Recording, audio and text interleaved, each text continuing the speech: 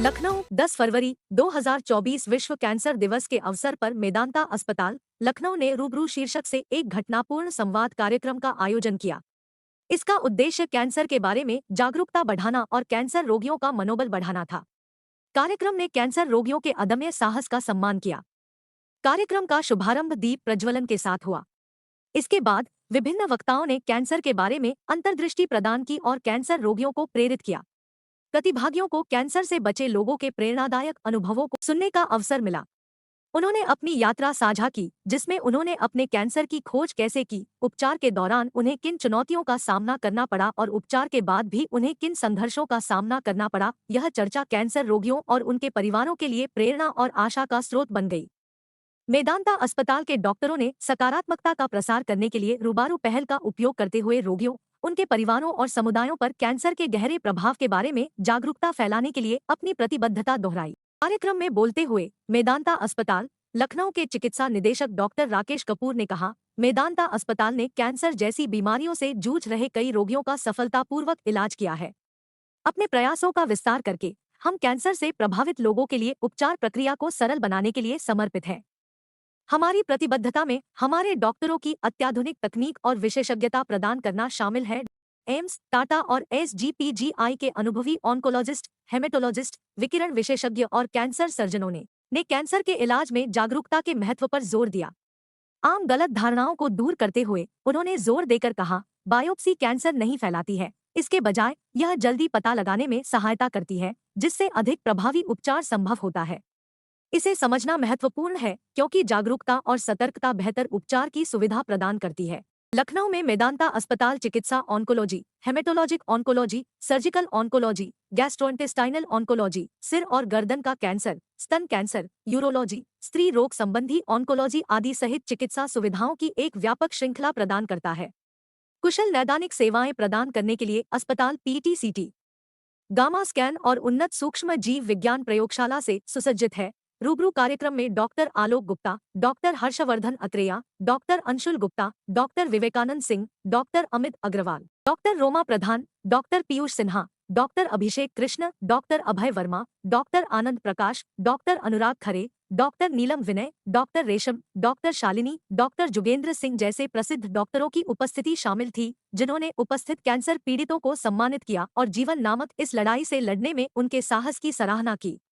सभी उपस्थित बचे लोगों ने मेदांता अस्पताल लखनऊ और उसके विशेषज्ञों के समर्थन के लिए उनका आभार व्यक्त किया गया है। रूबरू जो हमारा एक स्पेशल प्रोग्राम है, इसमें जो कैंसर सर्वाइवर्स होते हैं, बल्कि उनको आजकल थ्राइवर्स कहा जाता है, जो कि अपनी कैंसर की जर्नी कंप्लीट करके एक सक्सेस स्टोरी है, उनको बुला के और मरीजों के साथ उनका शेयर किया जाता है अपना एक्सपीरियंस।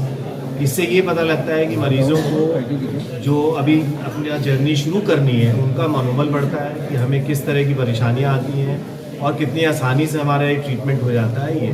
इसके अलावा बहुत सारे पेशेंट्स को जो कुछ इश्यूज़ होते हैं सर्वाइविंग में, सोसाइटी में इंटीग्रेट होना है, साइकोलॉजिकल इश्यूज़ हैं, कुछ उनकी बॉडी रिलेटेड इश्यूज़ हैं, एक्सरसाइज, डाइट, इन सब के बारे में भी उनको जानकारी दी जाती है। तो उनका एक कनेक्ट हॉस्पिटल से बना रहता है कि हमारा चूँकि यहाँ इलाज हुआ है, फॉलोअप एक लाइफ लॉन्ग होता है कैंसर का, तो उनका एक कनेक्ट हॉस्पिटल से बना रहता है और आपस में एक गॉनहमी पेशेंट्स की होती है और एक दूसरे के एक्सपीरियंस। डॉक्टर साहब, कैंसर वैसे अपने आप में इतना भयानक नाम है, लेकिन अक्सर ये सुनने में आता है कि सेकेंड स्टेज, थर्ड स्टेज हो गई तब पेशेंट्स को पता चला। इसकी पहचान कैसे? ये कैंसर अपने आप में एक भयावह नाम है, एक अभिशाप की तरह जनरल पब्लिक में लिया जाता है। ये समझना होगा ये कैंसर के बारे में गलत धारणाएं हैं, मिथ हैं। कैंसर एक बीमारी है और इसका इलाज किया जाए तो एक आम बीमारी की तरह ही एक बीमारी है। कैंसर का इंसिडेंस बढ़ रहा है, कैंसर की पेशेंट्स बढ़ रहे हैं। एक अनुमान के मुताबिक हमारे देश में लगभग 13 से 14 लाख लोगों को हर साल कैंसर डायग्नोस होता है। पर जैसे जैसे कैंसर का इंसिडेंस बढ़ रहा है, उसी तरह से कैंसर का इलाज भी इम्प्रूव हो रहा है। नई नई तरह की पद्धतियाँ आ रही हैं, सर्जिकल टेक्निक्स इम्प्रूव हो रही हैं, नई दवाइयाँ आ गई हैं जो रूटीन प्रैक्टिस में हम यूज़ कर रहे हैं। जैसे कीमोथेरेपी आपने सुना होगा, एक जनरल टर्म होती थी कीमोथेरेपी। कीमोथेरेपी से आज की तारीख में ट्रीटमेंट बहुत एडवांस हो गया है। नई नई तरह की टारगेट सारे टैबलेट के तरह से ट्रीटमेंट हो रहा है। जैसे आप डायबिटीज़ का इलाज करते हैं, ब्लड प्रेशर का इलाज करते हैं, काफ़ी सारे कैंसर का इलाज हम इस तरीके से टैबलेट के माध्यम से करते हैं। उसी तरह इम्यूनोथेरेपी आ गई है कि बॉडी के अपने इम्यून सिस्टम को बूस्ट करती है, मदद करती है कैंसर से लड़ने के लिए। रेडिएशन की नई टेक्निक्स आ गई हैं, सर्जिकल नई टेक्निक्स आ गई हैं। तो जैसे जैसे कैंसर बढ़ रहा है उसी अनुपात में कैंसर का इलाज और अच्छा हो रहा है। तो कैंसर से पीड़ित लोग ज़्यादा से ज़्यादा जीवन व्यतीत कर पा रहे हैं, ज़्यादा से ज़्यादा लोग पूरी तरह से ठीक हो पा रहे हैं। नया कैंसर लोगों के बीच में आया है, सर्वाइकल कैंसर। अच्छा, देखिए सर्वाइकल कैंसर कोई नया कैंसर नहीं है। अगर बात की जाए तो 2012 के डेटा के हिसाब से लगभग 1,23,000 फीमेल लगभग कैंसर सर्विक्स से पीड़ित थी। और दुख की बात यह है कि इसमें से 50% मतलब 67,000 अराउंड फीमेल्स जो थी वो कैंसर सर्विक्स से उनकी डेथ हुई। तो इसका कारण ये है कि वो लेट डायग्नोज हुआ। अदरवाइज कैंसर सर्विक्स जो है अगर अर्ली स्टेज में डायग्नोज हो तो इसका सर्वाइवल और क्योर रेट बहुत ही अच्छा है और पेशेंट अपनी पूरी आयु रह सकता है।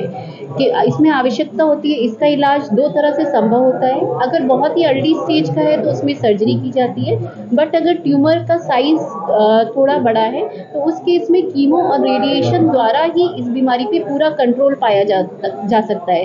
जैसे कि लोगों में मिथ्या होती है नहीं ऑपरेशन करके बीमारी निकाल दो, तो ऐसा नहीं है।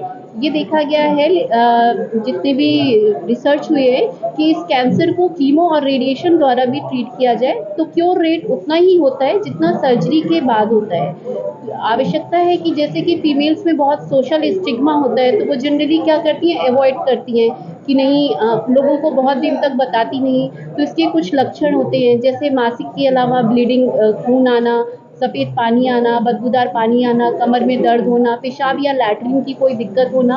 तो ऐसे कोई सिम्टम्स हों तो आप अपने नियरेस्ट हॉस्पिटल में जाके मिलें, गायनेकोलॉजिस्ट को मिलें, आवश्यकता है तो जांचें भी कराएं और फिर आप अगर कैंसर डिटेक्ट होता है तो कैंसर स्पेशलिस्ट को दिखाएं। और इसके अलावा कैंसर सर्विक्स को रोकने के लिए आजकल HPV वैक्सीनेशन का रोल है, जो अभी गवर्नमेंट ऑफ इंडिया ने भी ऑप्शनल कर दिया है, जो कि 15 से 26 साल की लड़कियां जिनको बिफोर मैरिज उनके लिए रिकमेंडेशन है कि वो 2 से 3 डोजेस की लगवाएं। और इसका काफ़ी देखा गया है कि इसके द्वारा कैंसर सर्विक्स को प्रिवेंट किया जा पेशेंट था इसलिए कह रहा हूँ क्योंकि अब मैं लगभग काफ़ी से मैं आउटकम हो चुका हूँ। और मुझे सबसे बड़ी दिक्कत ये थी कि मुझे कोई दिक्कत नहीं थी एक्सेप्ट ऑफ कि मुझे पेशाब बार बार ज़्यादा होती थी और मुझे कोई प्रॉब्लम नहीं थी। तो मैंने डिस्कस किया तो मैंने यहाँ पे डॉक्टर कपूर को दिखाया तो PSA कराया तो दैट बिकम 254।